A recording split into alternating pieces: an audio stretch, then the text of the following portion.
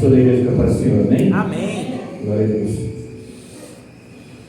Abra a poderosa palavra do Senhor no livro de Colossenses, capítulo de número 1. Nós vamos dar sequência na carta aos Colossenses. Colossenses, capítulo 1, no versículo de número 16.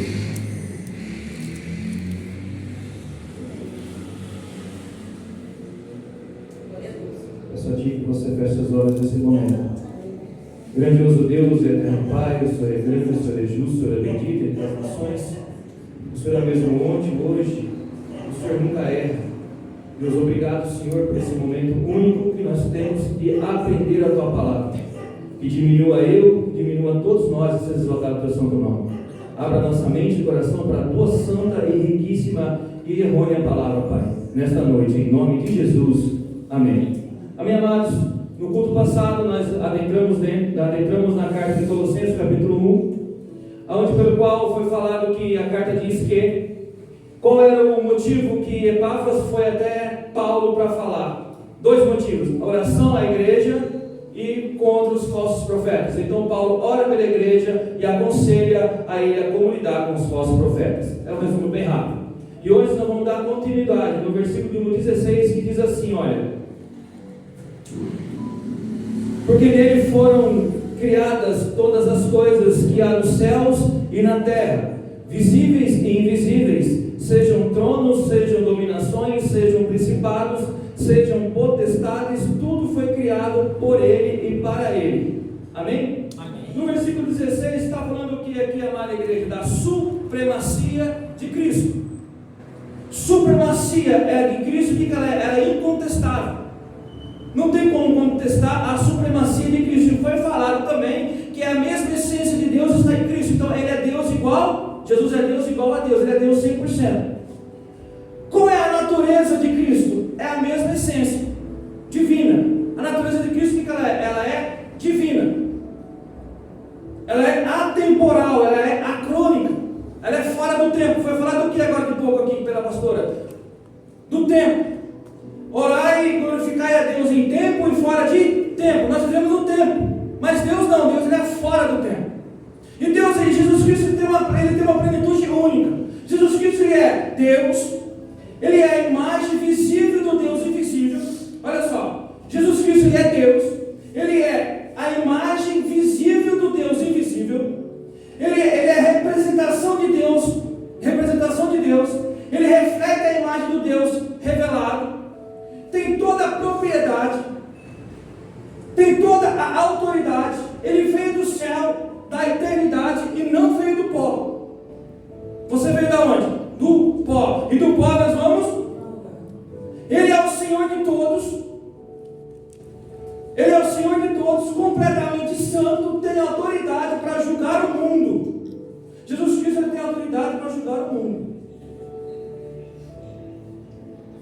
Supremo em toda a criação, inclusive no mundo espiritual. Ele é supremo. Você já parou para pensar que um dia o nosso advogado vai nos julgar? E aí? É essa hora que nós temos que chegar lá santo, separado, único, puro. A Bíblia diz, nós temos que chegar puro. Porque ele vai falar, olha, você vai, você não vai, você é, você não é, você fez, você não fez. Nós vamos ser julgados por ele. Mas graças a Deus que Deus é um Deus misericordioso. Nós temos que viver com fé aqui na terra, querido. Viver com fé aqui, irrepreensíveis aqui na terra. Amém? Versículo de número 17.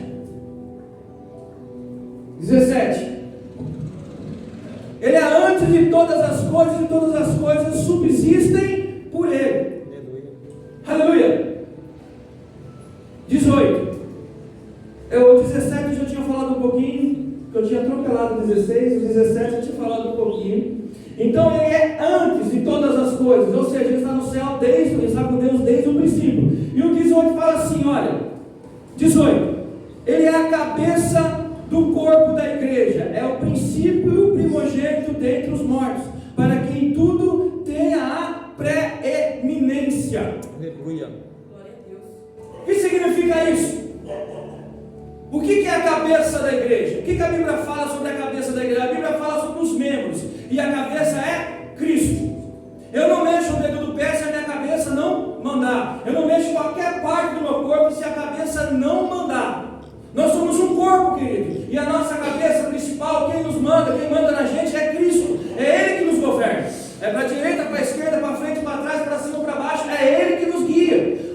olhos estão na cabeça, estão na frente para ela ver. É Ele que está nos guiando, Ele está olhando por mim e por você. É Ele que nos guia, Ele é a cabeça da igreja. A igreja que não tem Cristo como a cabeça não é uma igreja verdadeira. A igreja que tem um homem como a cabeça da igreja, com certeza não é uma igreja de Cristo, é uma igreja do homem. E uma igreja do homem não prospera e não vai para o céu. Porque o homem é falho, Deus não é. Se você tem realmente no teu coração Cristo como a cabeça, glorifique a Ele em nome do Senhor Jesus Cristo. Ele é a nossa cabeça. Aleluia.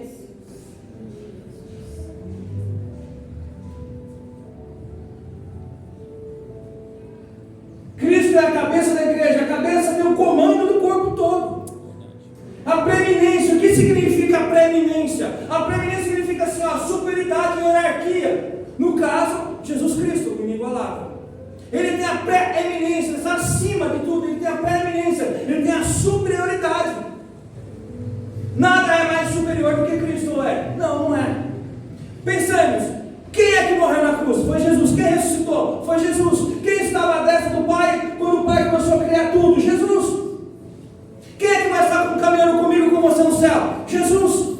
Quem nos guarda nessa hora? Jesus. Billy Graham fala assim, olha, nós saímos de casa, voltamos para casa e não temos a consciência de que Deus foi junto conosco e nos deu livramento nesse trajeto de ida e volta. Obrigado, Deus. Quem é que está conosco todos os dias? Jesus Cristo de Nazaré. Obrigado. No versículo de número 19, diz assim, olha, 19, porque foi dado agrado do Pai que toda a plenitude nele habitasse. Nós temos que pensar o seguinte, que o pano de fundo aqui, Paulo estava falando contra os gnósticos. Os gnósticos falavam que tinha um pleroma, que o pleroma era um homem, além do homem tinha um espaço entre o homem e Deus, que nesse espaço existia um pleroma, existia um poder. Mas Paulo já estava no meio do peito dele, assim, o nosso pleroma, a nossa plenitude é quem? Cristo. Aleluia. É Cristo. Jesus Cristo está cheio de poder de quem? Dele mesmo. Jesus Cristo está cheio de poder dele mesmo. E esses gnósticos falavam que tinha que ter um espaço. Olha, não, para você chegar até lá, você tem que passar por aquele ali. Não, nós temos um Deus misericordioso por mim e por você. Toda a plenitude, toda a essência divina está com Deus, com Jesus. Ele é o espaço que nós temos entre Deus. 19. O agradou ao Pai que toda a plenitude nele habitasse. Ou seja, Jesus Cristo está cheio do poder dele mesmo. O espaço entre nós e Deus está na pessoa de Cristo. Está condensado em Cristo. O que é condensado? Está ali junto com Cristo. A divindade plena é a sua divindade. Não precisa de nada. Jesus Cristo não precisa de nada. Ele é o nosso Senhor. Então, para analisar que Jesus Cristo não precisa de nada. Ele é o nosso senhorio. Ele é o nosso peró. Ele é o nosso poder máximo. Versículo número 20. E havendo por ele feito a paz pelo sangue da sua cruz, por meio dele reconciliar-se consigo mesmo.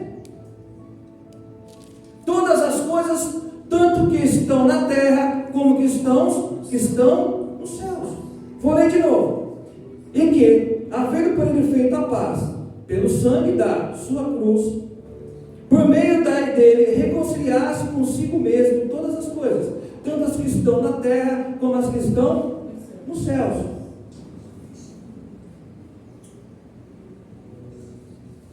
Ou nós somos amigos de Cristo, ou somos inimigos de Cristo. Verdade. O que significa o sangue? Reconciliação. Pelo sangue de Cristo nós somos reconciliados com isso. Mas é triste dizer que nem todas as pessoas irão subir. Nem todas as pessoas que não reconhecem Jesus Cristo como único e suficiente Salvador irão subir. Nem todos são reconciliados com Cristo, sabia?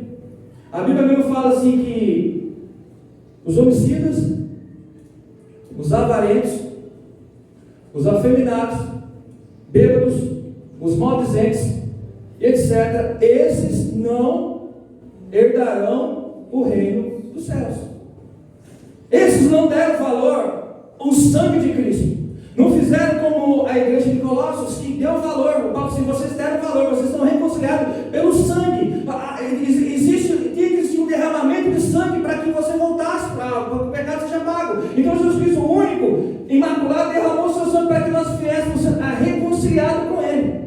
E se a pessoa não reconhecer Cristo como único e suficiente Salvador da sua vida, não herdará o reino dos céus. Não é pela, eu sou caridoso, amém, glória a Deus, você dá uma cesta básica, amém, eu sou bondoso, legal, mas isso não vai entrar no céu se você não reconhecer Jesus Cristo como único e suficiente Salvador e viver uma vida de intensidade com Ele. Aleluia. Seguindo os seus preceitos e os seus mandamentos. Não tem como entrar no céu. Se chegando no céu, não vai entrar de qualquer maneira. O céu é ganhado a forças, como a Bíblia diz, ganhado a força, ou seja, ganhado em oração, em Jesus, em jejum, ganhado ali com muita perseverança em Cristo, na sua bendita e honrosa palavra. Nós temos a palavra de Deus que nos guia, querido. Não tem como errar se você for guiado por ela. Versículo número 21. E a vós também, que noutro tempo erais estranhos e inimigos no entendimento pelas vossas obras más, agora contudo vos reconciliou. O que significa isso? Nós temos que entender o seguinte: olha, o povo de Colossos era uma cultura diferente, era uma terra pequena, ali existiam tribos e povos nômades que foram até lá, porque ali era construído lã, era feito tecidos ali na terra de Colossenses. Então tinha povos de várias etnias ali, e ali existia o que? Grego, era uma sociedade de greco-romanos, então eles adoravam o quê? Ídolos, adoravam deuses e deusas. Então ali, quando chegou ali, aleluia, foi chegado o Evangelho de Cristo. Quando chegou o Evangelho de Cristo, eles se converteram. Então era uma cultura idólatra. Os idólatras herdarão o reino dos céus? Não. Sim ou não? Por quê? Porque adoram aquele que tem olho não enxerga, aquele que tem nariz não cheira, que tem boca e não fala, tem ouvidos e não ouve. Então, como eu adoro uma estátua, eu acho que ela pode responder por mim. Era dessa maneira. Eles tinham isso, mas eles eram ignorantes. Mas quando a palavra chegou, eles deixaram de ser ignorantes, porque a palavra diz: eles eram ignorantes, agora não são mais. É igual a nós também. Nós adorávamos, porque nós não sabíamos, agora nós sabemos. Então nós temos que adorar ao único que morreu na cruz, Jesus Cristo de Nazaré. Não tem outro. Não tem outro. Mas contudo, eles se reconciliaram. Naquela terra, eles viviam imoralmente, queridos. Além de ser idólatras, viviam imoralmente. O que é viver imoral? A banalidade, crime, roubo, sexualidade. Era assim. Presta atenção que quase todas as cartas que Paulo escreve, Paulo dá sempre uma ênfase nisso. Saia disso. Saia do crime sexual, saia do crime, saia da sexualidade, saia da afinidade. Então Paulo sempre falava isso. Esses aí não herdarão o reino dos céus, não adianta. Não adianta, não sei o que fala a Bíblia, que fala, Paulo assim: olha, vocês eram ignorantes, agora vocês não são mais. E agora? Tem desculpa no dia do grande julgador, no dia do grande juízo? Eu posso julgar? Se for conforme a reta justiça do Senhor, eu posso julgar sim. Você não pode julgar? Posso. Eu posso julgar conforme a reta justiça do Senhor. Temos que dividir julgamento. O julgamento conforme a reta justiça do Senhor, que é pela sua palavra, e o grande julgamento do grande juízo, que é o dia de Jesus Cristo. Aí é diferente. Eu não posso julgar o Senhor: ele está com uma trava no olho, mas você também tem no céu. Então é esse julgamento hipócrita que a Bíblia fala que não pode fazer. Mas conforme a reta justiça, você pode. E nós temos esse dever. Olha o irmão aqui. A Bíblia fala que você não pode fazer isso. E por que você está fazendo? Eu estou te aconselhando que a Bíblia não permite que você faça. Então não faça. É um conselho do irmão. Isso é amor, querido. Isso não é quer dizer que você é melhor que o outro ou melhor que a outra. Isso é amor. Isso é amor. Esse julgamento é julgamento de amor, de paixão. Eu quero subir para o céu, mas eu quero que você vai. Então você não vai por esse caminho. Vai por esse caminho.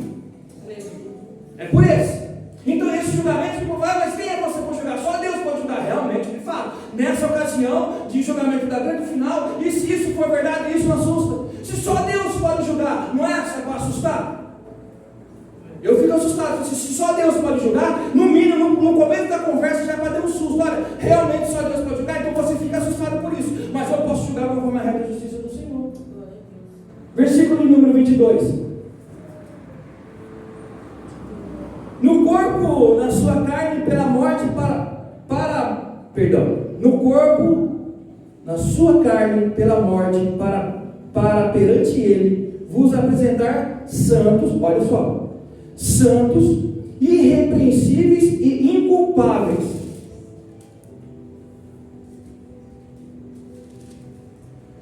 No corpo da sua carne, pela morte, para perante ele, nós apresentemos-nos santos, irrepreensíveis e inculpáveis. Santos, separados para Cristo, a sua santa e poderosa obra. E o que é irrepreensíveis? Sem nenhuma falha. E agora? Se nós somos falhos e pecadores, como é que nós vamos representar Cristo sem nenhuma falha? Todos nós somos pecadores, mas nós temos que se apresentar perante Cristo como a Bíblia nos fala para representar, com amor e com carinho. Que nós possamos chegar em qualquer ambiente, assim, ali há um servo e uma serva de Deus, irrepreensíveis. Não falar palavras de torpe. O que é a palavra torpe? Palavrão. O que me indigna muito é quando eu vejo algum irmão em Cristo, de qualquer denominação que se julga Cristo, se julga cristão, e fala palavrão. Aconteceu um fato semana passada na empresa, que a empresa tem uma empresa grande e tem uma norma de segurança muito rígida. E todas as máquinas foram colocadas proteção. E um amigo nosso, professor de escola bíblica dominical da Assembleia de Deus, ele foi trabalhar à noite, liga a máquina ligou, você aperta o botão, se você não destravar ela liga de novo. E ela ligou, ele quase machucou o braço. Sim, ele tinha que ficar bravo. Mas da forma que ele abordou no outro dia todo mundo, não é daquela forma que se aborda. Ele tem que chegar até a pessoa, a autoridade, e falar assim: aconteceu isso, vamos chamar o cipeiro da área, o técnico de segurança, e vamos explicar. Ele chegou xingando, falando palavrão. É que ele falou longe de mim, porque se ele fala perto de mim, eu já repreendi uma vez numa reunião. Não é assim que fala, querido. Não é assim que fala, está errado falar desse jeito. Eu falei, dessa vez eu não pude falar nada, mas a oportunidade vai chegar. Não é assim que se fala, porque você está dando um bom testemunho, você tem que dar um bom testemunho, você tem que ser irrepreensível, querido, porque você deu brecha agora para eles falar de você. Olha lá, o crente falando palavrão. Deu brecha. Olha lá, o professor de escola bíblica dominical, porque ele é teólogo e teólogo mesmo. Olha lá o teólogo falando palavrão, mas a Bíblia autoriza falar palavrão? Não. Não autoriza. Às vezes vontade de uma fechada no trânsito, né? Dá vontade, mas vai lá, incircunciso. E vida que segue. Vai lá, filho de Belial. Mas vida que segue, brincando, irmãos. Mas vai lá, Deus te abençoe, né? Tem que falar, Deus te abençoe e te livre de todo mal. E tira esse espírito de fechadinha no carro do Senhor. Você vai embora para casa.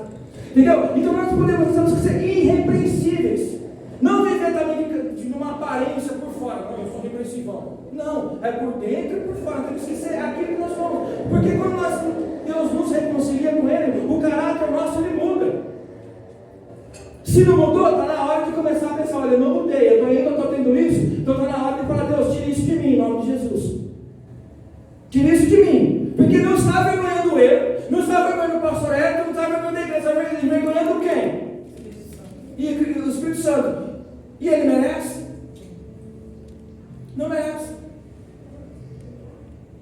Sejam irrepreensíveis e inculpáveis, sem culpa, sem nenhuma falha, para que isso não venha só dando mais uma chegada, para que isso não venha atrapalhar a obra de Cristo. Amém? 23. Se na verdade permaneceres fundados e firmes na fé, e não vos moverdes a esperança do Evangelho que tendes ouvido, o qual foi pregado a toda criatura que há debaixo do céu, do qual eu, Paulo, estou feito ministro. Ou seja, se você e eu estamos fundados na palavra, firmes na fé, nós temos que fazer o quê? Como Paulo fala, pregar a toda criatura. Mas nós temos que estar o que antes? Permanecendo fundados no fundamento. Qual é o fundamento? A palavra. Não em achismos. Tem muito disso isso hoje, né? Eu acho não. Firmados na palavra e na fé em Cristo. Porque ter fé hoje, você perguntar para qualquer pessoa, você tem fé? Eu tenho fé. A fé em quem? Em Deus, em Jesus. Aí a pessoa já tira o pé. Não, eu tenho fé lá nela, tenho fé lá nele. Não, em Cristo você tem. Você acredita mesmo que Cristo morreu, ressuscitou e vivo está, e que está intercedendo por nós? Que não é nosso advogado, você tem que crer nisso. Essa é a fé verdadeira. Essa é a fé do cristão. Cada passo que você dá a Cristo está comigo, Cristo está comigo. Essa é a grande diferença de estar firmado no fundamento. Quando você faz a tua casa, o alicerce da tua casa é feito aonde? Na areia? Não, na rocha, na terra firme. Porque se você não fizer um bom alicerce, ela vai trincar, ela vai cair. A casa ela começa de baixo. Um bom alicerce feito, depois você faz as amarras. Se ela está aqui, depois ela vem por cima. É uma caixa. Então ela não vai para cá e não vai para lá, ela fecha. O alicerce sobe e vira uma caixa. Então, quando puxa para cá e para baixo, para cima, a casa não mexe. Então, mas isso tem que ter um bom fundamento. Qual é o nosso bom fundamento? A palavra de Deus. Permaneceis fundados com fé em Cristo, na sua santa palavra. Aleluia, glória a Deus. Aleluia. E no 24, eu vou ler o 24 até o 28 de uma vez só. Regozijo-me agora do que padeço por vós. Na minha carne cumpro o resto das aflições de Cristo, pelo seu corpo que é a igreja, da qual estou feito ministro segundo a dispensação de Deus, que me foi concedida para convosco para cumprir a palavra de Deus. O ministério que esteve oculto desde todos os séculos, em todas as gerações, e que agora foi manifesto aos seus santos, aos quais Deus quis fazer conhecer quais são as riquezas da glória, desde o ministério entre os gentios, que é Cristo em vós, esperança da glória, a quem anunciamos, admoestamos a todo homem, e ensinando todo homem em toda a sabedoria, para que apresentemos todo homem perfeitos em Jesus Cristo. Para isso também trabalho combatendo segundo a sua eficácia, que opera em mim poderosamente. Aqui Paulo fala do seu ministério, mas mesmo preso, Paulo está falando do seu ministério, combatendo toda heresia lá dentro da prisão em Roma. Amém, amados? Assim nós terminamos capítulo 1. Glória a Deus. Vamos entrar no 2 e vamos ver até onde a gente chega hoje. Espero que nós consigamos terminar ele hoje também. Amém? Aleluia. No capítulo número 2, Paulo vai falar para a igreja a resposta aos falsos mestres e profetas e aos seus ensinos. Paulo vai dar a resposta aos falsos mestres e os seus ensinos. No capítulo 1 eu resumi um pouco sobre o que a gente ia falar no capítulo 2. Agora nós vamos nos aprofundar no gnosticismo, no legalismo, no sincretismo e no ascetismo. E tudo isso com o plano de fundo no misticismo, olha só. E tudo isso só serviu para a igreja de Colossos, certo? Não, serve para nós hoje também. É atual. É mais atual que a notícia que você leu antes de vir para cá. A Bíblia é atual. Essa é o que está corroendo a igreja hoje. É o que nós vamos ver aqui agora. É o que está acabando com o evangelho hoje. No primeiro século, no segundo século, quase que acabou com o cristianismo, se não fossem os pais da igreja naquela época interceder. Paulo começou aí, falou, não, está errado. Então aqui no capítulo 2, nós vamos dizer, é assim, do 1 ao 5, é o interesse de Paulo pelos colossenses. Do 6 ao 7, é o desejo de Paulo pelo progresso espiritual dos colossenses. Do 8 ao 10, Paulo vai combater os gnósticos. Do 11 ao 17, vai combater o legalismo, principalmente o judaico. Do 18 ao 19, o sincretismo. Do 19 ao 23, o ascetismo. Novamente digo, com tudo isso, com o plano de fundo do misticismo. Então leamos aqui agora o capítulo 2, o versículo número 1, que diz assim, olha: porque quero que saibais quão grande combate tenho por vós, e pelos que estão em Laodiceia, por quantos não viram o meu rosto em carne. Aleluia! Quão grande combate tenho por vós, de Laodiceia. Paulo estava preso em Roma, e não podia sair de lá. Tem coisa pior que você querer falar para a pessoa, poder falar, você, olha, tem que levar aquele recado, é urgente, é caso de vida ou morte, eu tenho que levar, é terrível. Mas Paulo fala assim, olha, eu estava em preso. Mas Paulo contou com quem? Com seus amados discípulos, para levar o Evangelho de Cristo.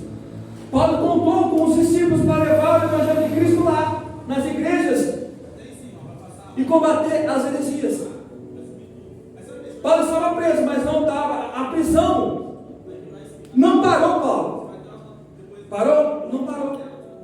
Deus pegou o Epáfras, levou até lá, e lá Paulo escreveu na carta, e os seus discípulos levaram de volta até lá para falar, olha, isso aí não pode, isso aí está errado, isso aí pode, isso aí não pode, isso aí está certo, isso aí está errado. Mas quem é que guiava Paulo? O Espírito Santo do Senhor. Então aqui, Paulo no primeiro versículo já fala, aleluia, quão grande combate tenho por vós, e os Laodiceia, ele nunca esquecia das igrejas que estavam circunvizinhança de Colossos. Por vós e por nós. Que jeito que Paulo combatia essas heresias? Orando, escrevendo, fazendo isso pode, isso não pode. Aleluia. No versículo número 2 diz assim: para que seus corações sejam consolados e estejam unidos em caridade e enriquecidos na plenitude da inteligência, para conhecimento do ministério de Deus Cristo. O que é ter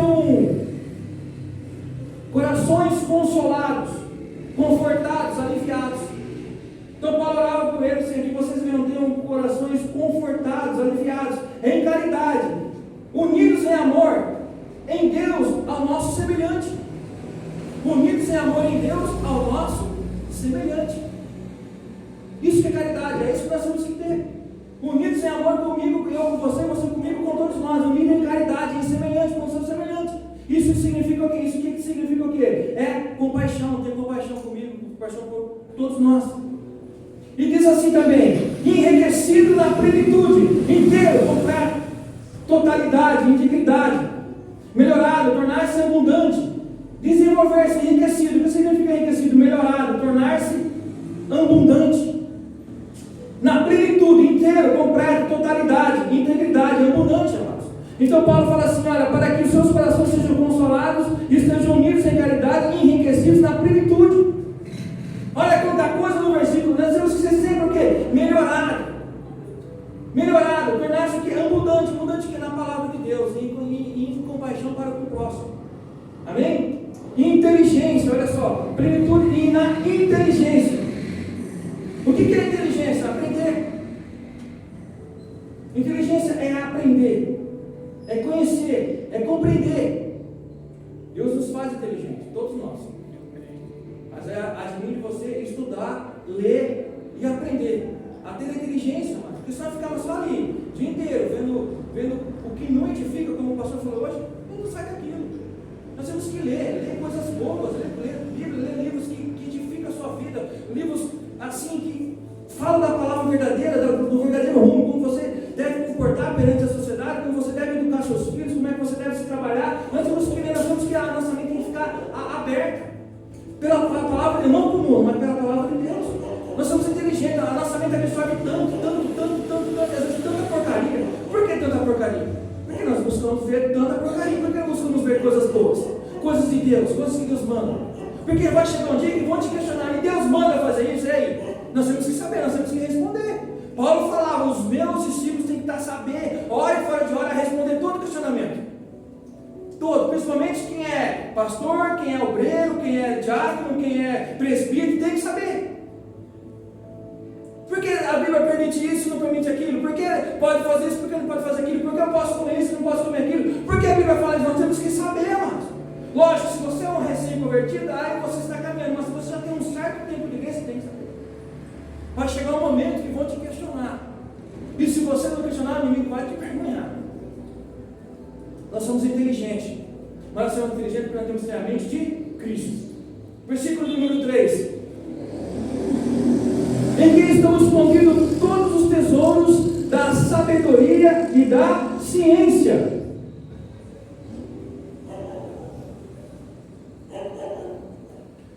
Na palavra de Deus e na obra da salvação em Deus, no ministério de Deus em Cristo. O que está escondido ali? Toda a ciência. É simples assim. Toda a ciência está escondida onde? Na palavra de Deus. Na palavra. Nós temos que entender que Deus criou tudo. Tudo. Como foi dito no domingo passado. Porque simplesmente Ele quis. E Ele tem poder para isso. Ele continua criando. Amém? Versículo de número 4.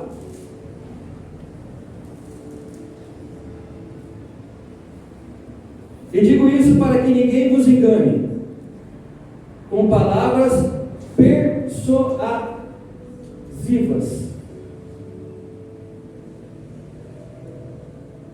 Aqui nós vamos entrar agora. E digo isto para que ninguém vos engane com palavras persuasivas. Sabe como o falso profeta trabalha? É desse jeito aqui, ó.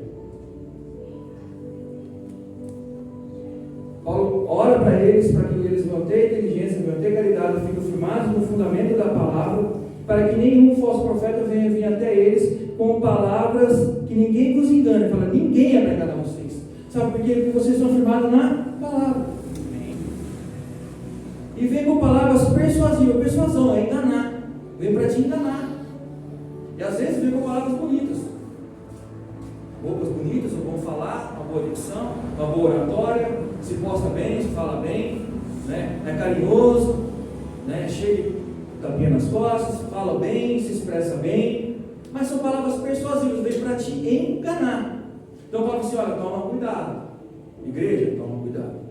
Quem já foi enganado por um falso profeta, depois que Deus abre os olhos, é terrível. Assim, fiquei tanto tempo sendo enganado, mas tanto tempo, e agora? Então ele fala assim, você tem que estar firmado na palavra. Meu povo perece por falta de conhecimento do quê? Da palavra. É simples assim. Você tem que pegar o seu tempo e ler, estudar, para ninguém venha te enganar. E no versículo número 5, nós vamos entrar agora aqui, aleluia, do 5 ao, do 5 ao,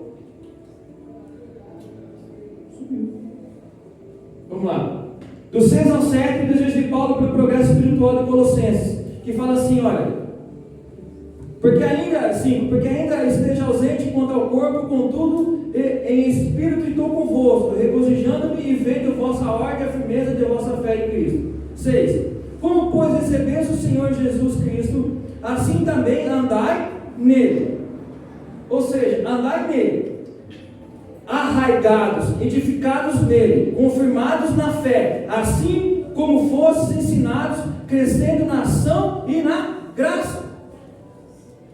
O que é arraigados, amados? Radicados, firmes em Cristo.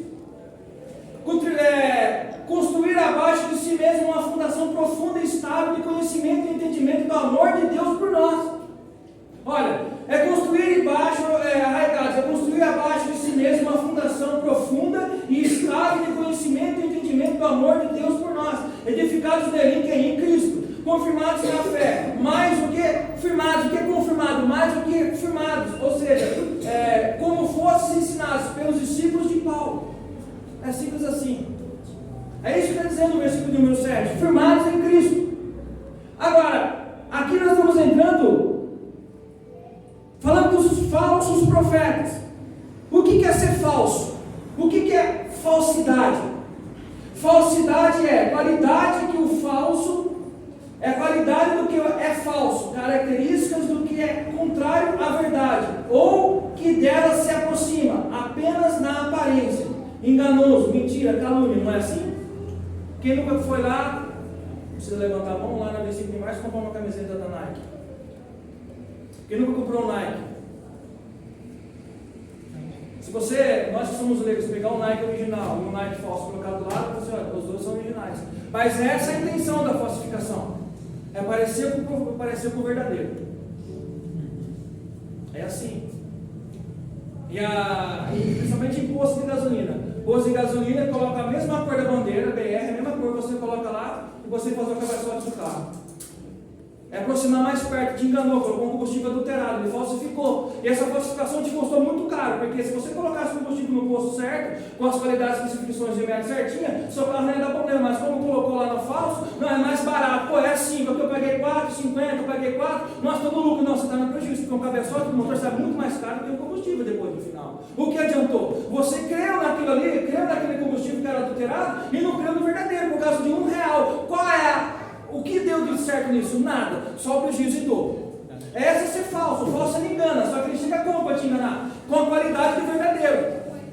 E é assim que eles faziam em Colossos, e é assim que eles fazem hoje, da mesma maneira, não muda nada. Eles chegam com palavras persuasivas de bom grado e te falam coisas que vão encher teu ego. Nossa, esse sim é de Deus. Mas ele se inflou seu ego. Ele falou do arrependimento? Não. Ele falou de Jesus Cristo? Não. Ele falou o quê? Do seu ego. Ele encheu o seu ego. Olha, presta atenção. Cuidado, muito cuidado, muito cuidado. E tendo cuidado para que ninguém vos faça presa, número 8, né?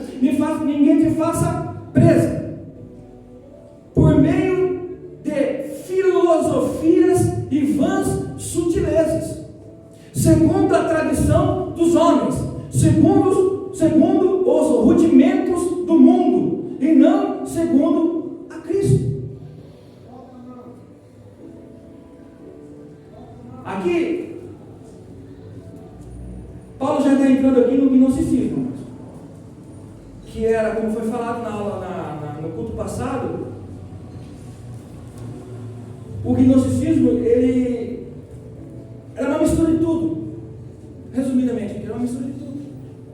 Secretismo, misticismo. Mas então você não pode fazer isso. Porque ele falou assim, olha, tendo cuidado para que ninguém vos faça presa. Quantas pessoas para não fazer presa? Nenhuma. Não uma ou duas, é nenhuma. Ninguém te faça presa. O que é fazer presa? É o leão caçar presa. Ninguém vai te fazer presa. Tome muito cuidado. Por meio de filosofias e vãs sutilezas. O que é uma filosofia? E vãs sutilezas. Eu falei no culto passado que o cristianismo não é uma filosofia. Quem lembra? O cristianismo não é uma filosofia, é uma plena verdade. Não é um jeito de viver, mas sim de vivermos como Deus quer, conforme a sua bendita Escritura. Isso é cristianismo. O cristianismo não é filosofia.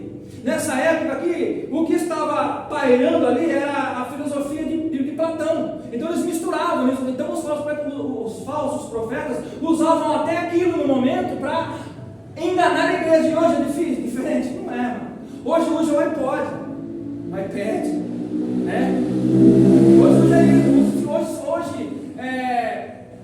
existem os coaches.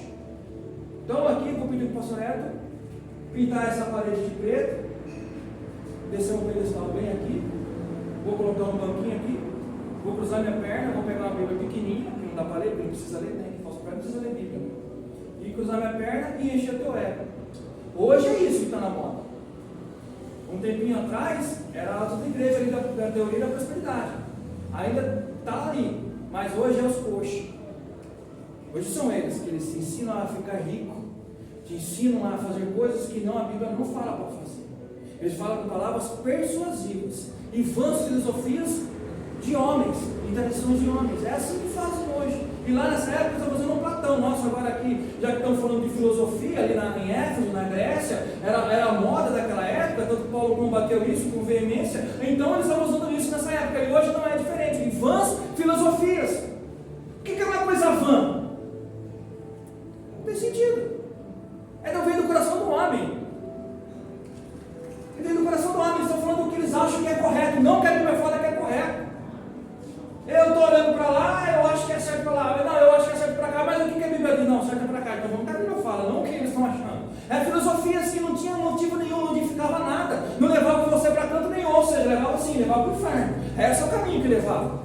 Para o céu não, porque a intenção do falso profeta é arrancar a sua lã, é arrancar tudo aquilo que você tem de bom, ele vai arrancar a sua lã, vai acabar com a sua vida. E quem é que quer acabar com a vida do cristão? O próprio Satanás. Então quem é que usa os falsos profetas? Satanás. Essas pessoas que estão em púlpitos pregando a heresia, não são eles, são demônios usados por Satanás para enganar a igreja, dentro da igreja. Falsificados de pastores ou pastores. É ali que eles estão. Tem uma aí que fala que o mês de agosto é o mês do diabo, que usa uma espadinha assim, ó. Quem já viu essa figura? Esqueci o nome dela. Ela usa uma roupa toda. Apóstola Sol. Apóstola Sol, olha que coisa mais linda. Ela usa uma espadinha e fala que agosto é mês do diabo. Aonde que é mês do diabo? Agosto, querido. Agosto é mês de Deus. Então ela é uma falsa profeta. E sabe o que acontece? Se nós pararmos para ver, essas igrejas são cheias de gente. Porque ali está cheio de pessoas que querem ouvir o que eles querem ouvir mesmo, e não o que Deus quer falar. É simples assim. Quando tem uma palavra verdadeira, firmada na palavra, que tem uma pregação verdadeira, cristocêntrica, falando arrepende-se, a igreja é pequena, é poucas pessoas que querem ir para o céu. Não, ali estão cheios de vãs, sutilezas, que é sutil. Você não vê, quando vê, já está infiltrado no teu coração. Infiltrou ali, ó, entrou aqui, entrou na mente, deixou para o coração, entra no ouvido, vai para a mente, você respira, nossa, é isso mesmo que eu preciso, é isso mesmo que eu quero. Olha que palavra poderosa, olha só, ele encheu meu ego e fala que eu sou superior, que eu sou mágico, que eu sou o ponto fraco de Deus. Esse aí para mim, quando eu veio aqui, não sabia se eu ria, se eu chorava, e falou assim, você é o ponto fraco de Deus. Deus tem ponto fraco? Deus tem ponto fraco? Não tem ponto fraco. Pensa comigo, se Deus que está construindo a terra, essa terra aqui, está sustentando com o seu poder, Ele tem ponto fraco, querido. O meu carro tem ponto cego, o seu também tem ponto cego. Deus não tem fraqueza, não tem nada. Deus é vivo e eficaz.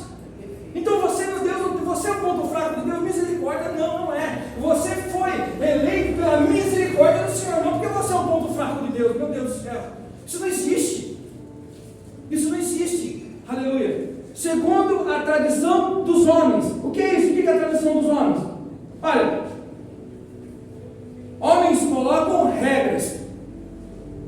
Não faça isso, não faça aquilo, não pode fazer aquilo. E Deus? O que Deus faz? Então nós temos que ler a palavra para ver o que Deus manda a gente fazer. São tradições do homem. O homem vem com tradições lá atrás.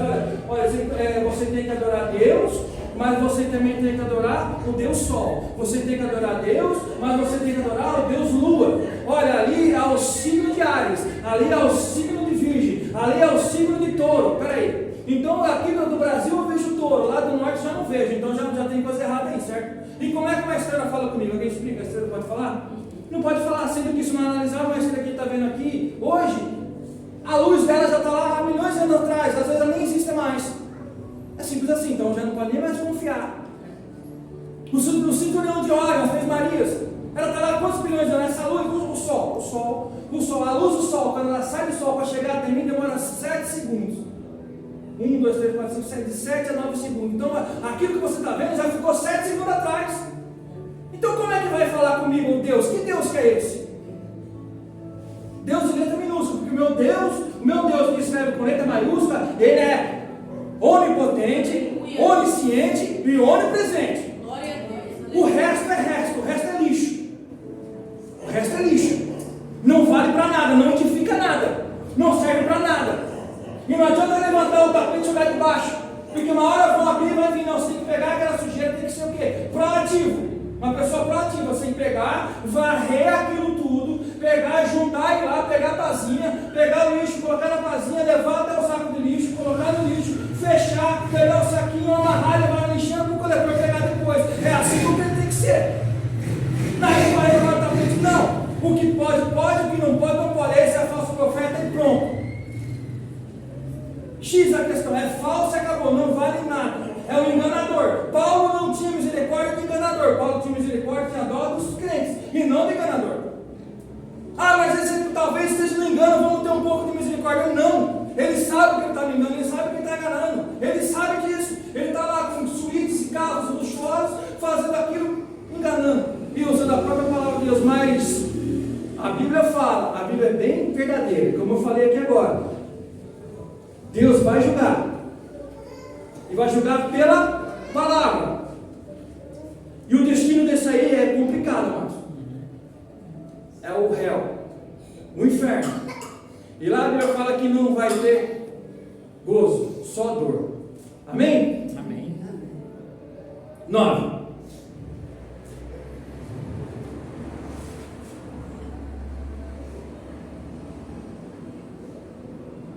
Diz assim: Porque nele habita corporalmente toda a plenitude da divindade. O que Deus é? Nele habita, porque nele habita corporalmente toda a plenitude, todo o pleroma, toda a plenitude da divindade. O que é? Aleluia, pleroma. Todo o poder está nele. Porque quando você falava que existia um pleroma, não. Toda a plenitude está em quem? Em Cristo. Toda a essência divina está em Cristo. O corpo de Cristo é a mesma essência de Deus. Temos tudo em Cristo, como foi dito aqui, está dizendo de novo. Está tudo nele, porque nele corporalmente toda a plenitude da divindade. O que é ser um ser divino? Deus, separado, divindade. Todo o poder está nele. Todo o poder de Cristo vem nele. É ele mesmo gera o seu poder. É ele que está gerando o seu poder. 10.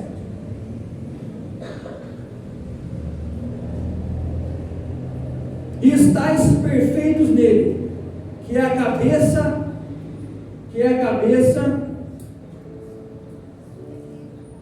e estáis perfeitos nele, que é a cabeça de todo principado e potestade. Como foi dito agora de pouco, Paulo sempre em suas cartas é famosa essa palavra de Paulo: principados e potestades, reinos terrenos e reinos espirituais. Potestade tem anjos do bem e anjos do mal. Jesus Cristo manda em todos. Como eu falei aqui semana passada, essa história de um inimigo ter poder para brigar com Deus, não, isso não existe, é outra fábula. Essa história de tirar braço de ferro com Deus, esse postezinho que a gente via na internet, eu vi Jesus tirando braço de ferro com Satanás, essas coisas aí, é tudo mentira. O livro de Jó é bem claro. Jó ia lá e falava: posso fazer isso, posso fazer aquilo, posso fazer aquilo, e Deus permitia. Se Deus não permitia, ele não vai fazer. É simples assim. O inimigo tem poder? Tem. Tem muito poder.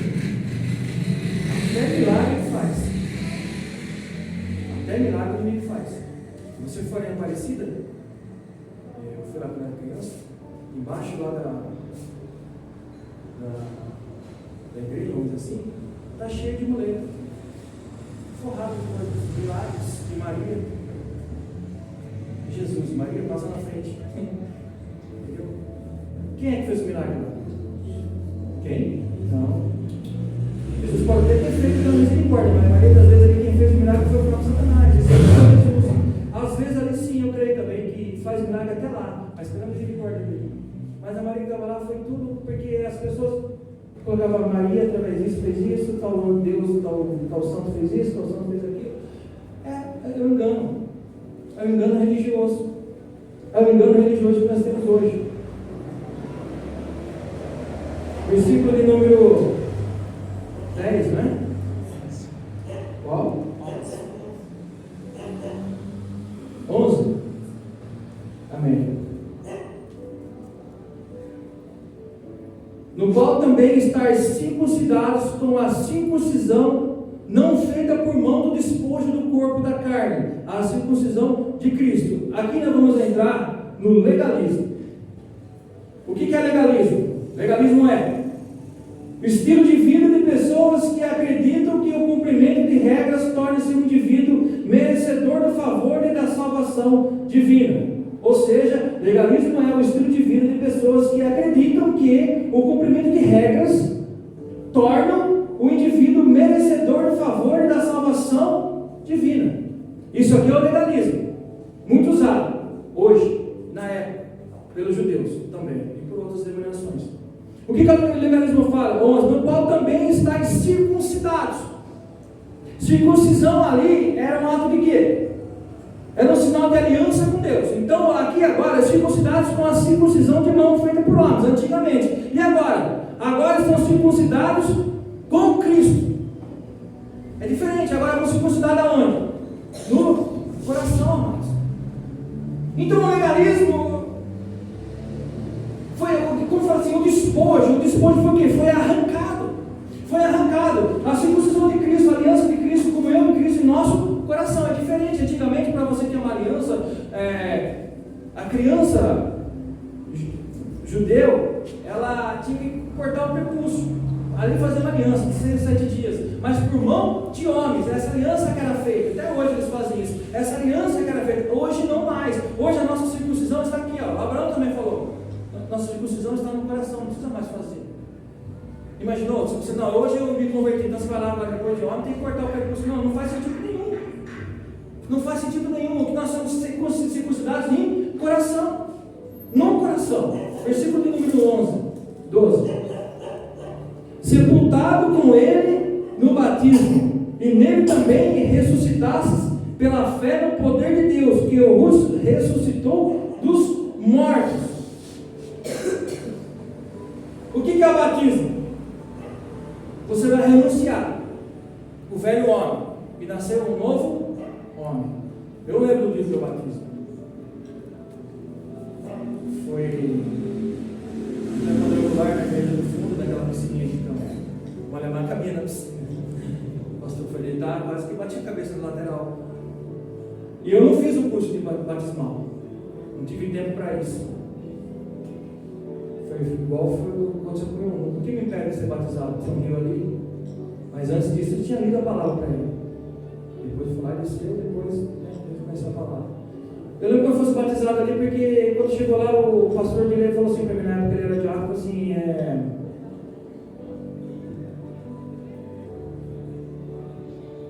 Aleluia, Jesus, o Senhor é bom, Deus. Deus é bom. O Senhor é bom, Deus. Misericórdia. Está preparado para morrer? Verdade. Eu vou morrer. Eu falei, sim, você vai morrer. Foi realmente o que aconteceu, mas minha esposa é testemunha. Morreu um velho homem e nasceu um novo homem.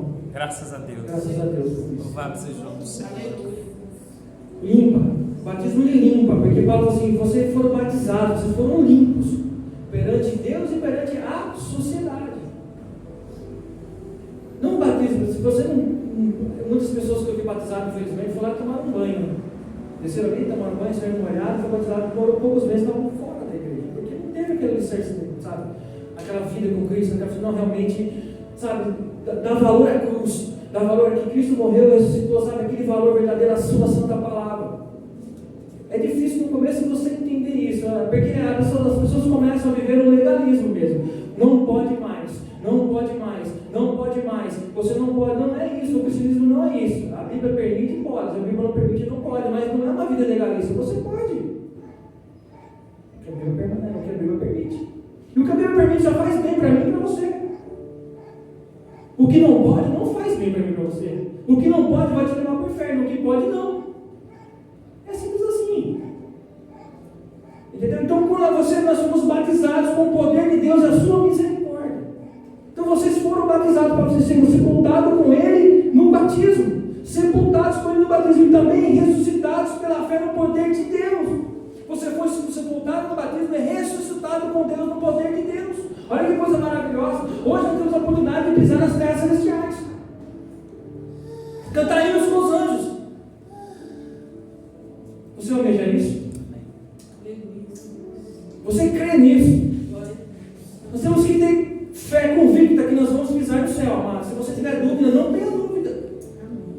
Todos os dias. Assim, mas eu não tenho o direito de pisar no céu. Quem falou? Então você não dá valor à cruz? Não, eu entendo isso. Às vezes a gente pensa assim, pô, eu não sou tão pecador. Mas é por isso mesmo, porque você é um pecador, que você não deixa o pecado te levar para o inferno. Você, eu me arrependo. Se precisando de acusa, você se arrepende. 13. E quando a vós estáis mortos no pecado, e quando a vós estáis mortos nos pecados, na incircuncisão da vossa carne, e vos vivificou juntamente com Ele, perdoando-vos todas as ofensas. Então, se você de fato reconheceu Jesus Cristo como o único e suficiente Salvador, você não está mais na escravidão do jugo.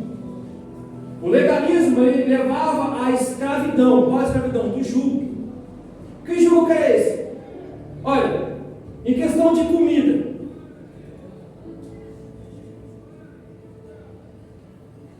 eles estavam colocando não pode. Você não pode comer esse tipo de carne. Mas como foi falado, introduzido no culto passado, o que faz mal é o que entra ou o que sai? Se eu comer uma carne, ela vai se desfazer e vai embora. Acabou o problema. Agora, se eu comer essa carne, eu não tenho direito mais de entrar no reino dos céus? Não é isso que a Bíblia ensina, irmãos. Não é esse tipo de legalismo. A Bíblia não ensina isso. A Bíblia, o legalismo é isso. Ele fala a questão da comida. Não é a comida. Olha aqui. 1 Coríntios 8,8, eu vou ler. Não é a comida que nos recomendará a Deus. Não é a comida que nos recomendará a Deus. Pois nada perderemos se não comermos, e nada ganharemos se comermos. 1 Coríntios 8,8, Paulo dando um conselho a Coríntios, não tinha muito isso lá. Por isso que foi falar da Santa Ceia. Não é a comida que nos recomendará a Deus, ou é? Não, não é. Olha, se você comer um macarrão, você tudo bem, você está no céu. Mas se você não comer um macarrão com uma carninha de porco, você não tem mais direito.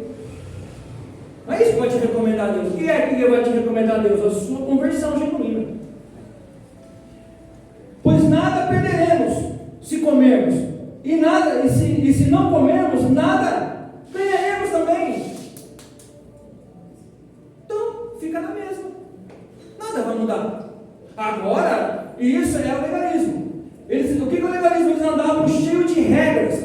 Eram escravos dessas regras e de uma infinidade delas. E queriam colocá-las na mesma algemas nos cristãos, com essas autoridades aí. Queriam roubar a liberdade dada por Cristo na cruz.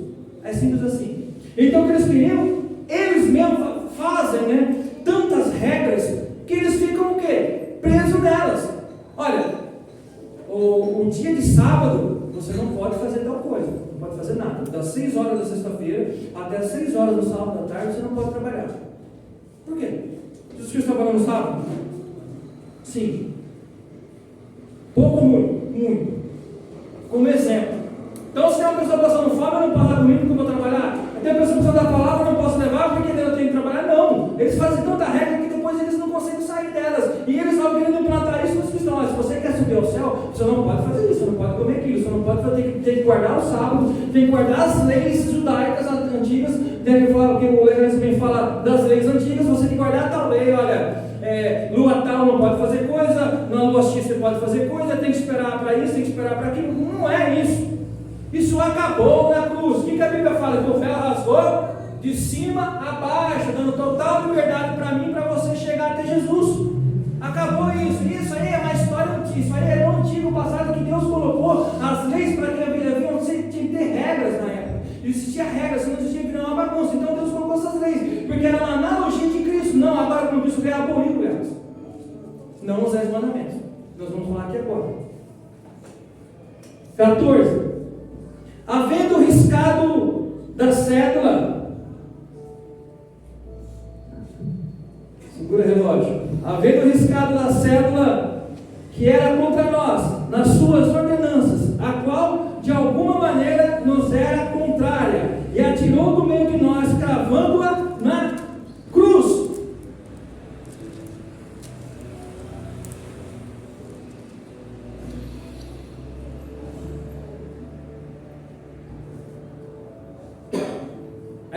Em algumas tradições está assim, havendo escrito da dívida, riscado na cédula está escrito da dívida. Isso aqui é profundo. Havendo riscado da cédula que era contra nós. O que está dizendo aqui?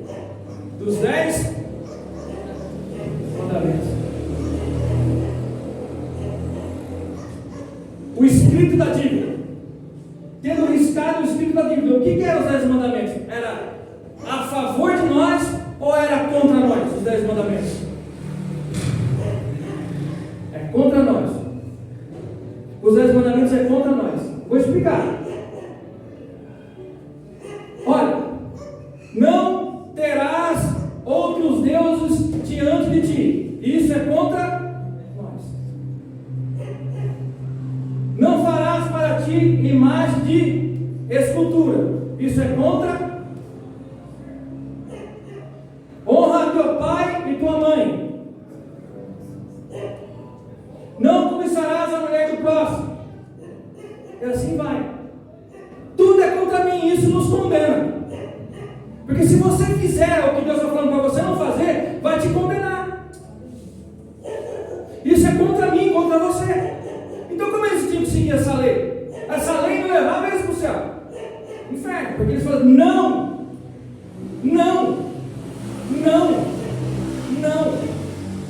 Não falava assim, sim, faça mais escultura. Sim. Não faça outro Deus. Sim, faça um Deus de mim. Não, ele falava, não faça. Então isso é contra nós. Então Paulo fala assim, olha, havendo o riscado da cédula, o que era contra nós, Deus riscou.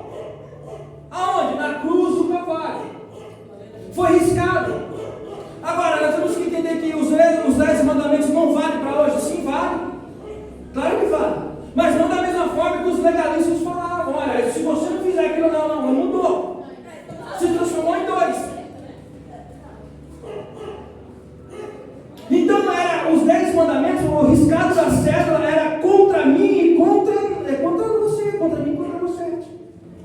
Quando eu li isso, eu pesquisei isso, meu Deus do céu, eu nunca tinha parado para pensar nisso. Eu nunca tinha parado para pensar nisso, isso tudo é contra mim. Porque se nós analisarmos, nós queremos tudo isso. A carne quer tudo isso. A carne ela quer. É muito mais fácil você querer aquilo que é proibido. Deus dá uma mulher na tua frente. Uma varoa valorosa, uma varoa de Deus. Uma mulher que lá no começo carpiu com você. Abriu alicerce com você, fez tudo por você, trabalha para ajudar você, faz tudo por você, parece uma novinha, ei novinha. Se você deixar a carne, eu já vi isso acontecer, a carne vai te levar até lá. Então é contra mim, é contra mim, então você tem que jejuar, você tem que vigiar. É contra mim. É fácil você deixar Cristo para adorar qualquer outra coisa, não imagem, para adorar um pastor, para adorar um coxo, para adorar o seu chefe, para adorar o prefeito, para adorar o presidente. Deus, aleluia. É fácil, é contra mim, é contra você, é contra nós. Então o que ele fez? Ele riscou. O que é riscar? Anotação, se você riscou, isso aqui não serve, eu risco, foi riscado, isso não serve mais. Por que não serve mais? Porque foi pregado e cravado na cruz. Esse furo que está indicando aqui na mão de Cristo, às vezes nós vemos essa imagem só como 2 furos. Cada batida do martelo era uma ordenança do Senhor. Você olha, eu estou tirando isso para que você venha entrar no céu comigo. Aleluia. É assim, amados. Nas suas ordenanças, a qual alguma maneira nos era contrária, e tirou no meio de nós e cravando na cruz. Amém? O som saiu aí. O som. Alô, o som. Preciso. É isso. A hora já foi. Parei na metade de novo. Mas eu vou tentar firmemente acabar no quarto domingo, amém? Eu vou correr mais um pouco, porque o capítulo 4 é menor e mais rápido de se falar. Amém, amados? Então marca aí na sua Bíblia que nós paramos no versículo número 15. Número 15. Glória a Deus. Amém? E se Deus assim permitir, domingo que vem nós continuemos daqui para frente. Amém? Amém. Assim eu agradeço a oportunidade em nome de Jesus.